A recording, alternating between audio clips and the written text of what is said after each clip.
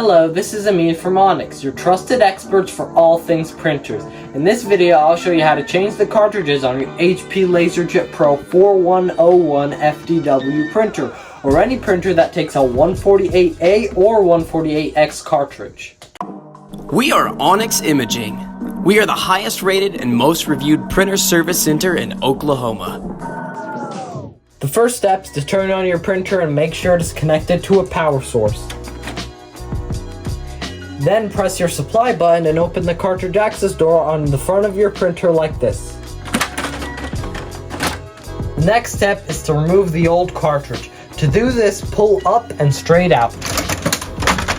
Set your empty cartridge to the side and move on to your next step. Third step is to install the new cartridge. To do this, take the new cartridge out of its package. Set your flyer to the side.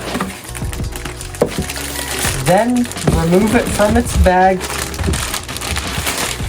and remove the seal and any additional packaging materials.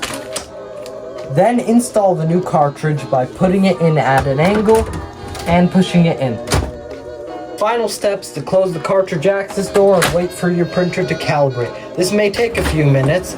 You can check the cartridge levels on the printer display or on your computer screen. The last step is to take your old cartridge, put it back in the bag,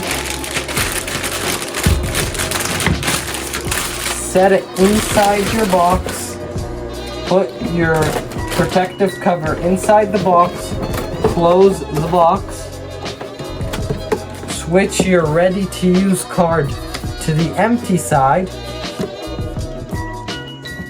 and now your cartridge is ready to be recycled. That's it, you have successfully changed the toner cartridge on your HP LaserJet Pro 4101 FDW. Thank you for watching this video and have a great day. Thank you for watching. If you're interested in how you can receive free labor on all of your service calls, as well as how to qualify for free printer upgrades, contact us today. We are here for all of your printer and office supply needs.